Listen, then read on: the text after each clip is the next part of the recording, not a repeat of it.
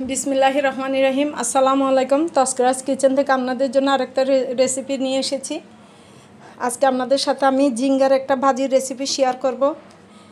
প্রথমে আমি ঝিঙ্গাটাকে একটু ছিলে নেব। এই তো আমি সব ঝিঙ্গা ছিলে নিয়েছি চামড়া। এবারে আপনাদের সাথে একটা জিনিস শেয়ার করব। ঝিঙ্গা কিন্তু তিতা হয়, সেই জন্য যারা নতুন তাদের জন্য বলছি, ঝিঙ্গা কাটার আগে এভাবে করে আপনারা বা সামনের অংশ যতটুকুতে কেটে দেখতে হবে, একটু জিহ্বাতে লাগাইয়া এভাবে জিহ্বার মাথাটা এখানে একটু লাগাইতে হবে। যদি তিতা হয় জিহ্বাতে তিতাটা লেগে যাবে, তখন বুঝতে হবে ওই ঝিঙ্গাটা তিতা, ওইটা আর দিবেন না। যদি একটা ঝিঙ্গা তিতা পড়ে তাহলে ওই তরকারিটার স্বাদটাই নষ্ট হয়ে যায়, সেজন্য চেক করে ঝিঙ্গা কাটতে হয়।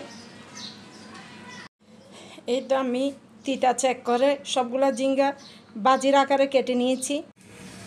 এবার আমি ঝিঙ্গাটাকে ভাজি করে নেব। প্রথমে আমি ফ্রাই প্যানে পরিমাণ মতো তেল গরম করে নিয়েছি। একটা বড় সাইজের পেঁয়াজ আর কয়েক টুকরা রসুন একসাথে দিয়ে দিলাম।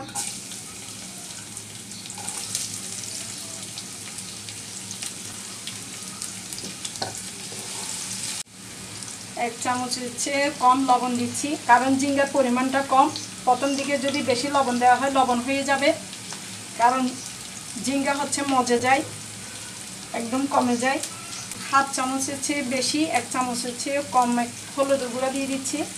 আমি ছোটো চিংড়ি মাছ, এই চিংড়ি মাছটা আমার বাচ্চাদের কারণে দিচ্ছি। ওরা ওই চিংড়ি মাছ ভাজা ছাড়া খেতে চায় না। এই চিংড়ি মাছটা পাইলেই সব কানে বলে যে চিংড়ি মাছ দাও। এবার কেটে রাখা ঝিঙ্গাটা দিয়ে দিচ্ছি।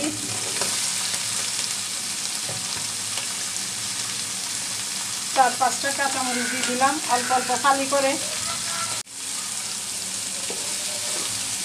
ঝিঙ্গা ভাজির একটা টেকনিক আছে, সেটা হচ্ছে হাই ফ্লেমে ঝিঙ্গাটা ভাজি করতে হয়, কারণ ঝিঙ্গা গায়ে থেকে পানি ছেড়ে দিবে। যদি ছোটো আছে বা মিডিয়ামে যদি রান্না করলে অনেক পানি বের হয়ে যায়, বড় আছে যদি রান্না করা হয় সাথে সাথে পানিটা আগুনের তাপে টেনে নিবে, বেশি পানি বের হবে না। যেটুকু বের থাকবে ওইটুকু দিয়ে সিদ্ধ হয়ে যাবে ঝিঙ্গাটা। এইটা আমার ঝিঙ্গা ভাজি হয়ে গেছে, দেখেন এগুলোর তেল, কোনো পানি নেই। আমি এইটুকুতে নামিয়ে নিব, কারণ ঝিঙ্গা বেশি নরম হলে খেতে ভালো লাগে না, দেখতে সুন্দরও লাগে না। একটু শক্ত অবস্থায় নামিয়ে নিলে কিছুক্ষণ পর আর একটু নরম হয়ে যাবে।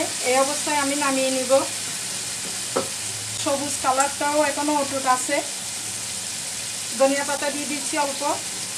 বাস হয়ে গেল আমার ঝিঙ্গা ভাজি।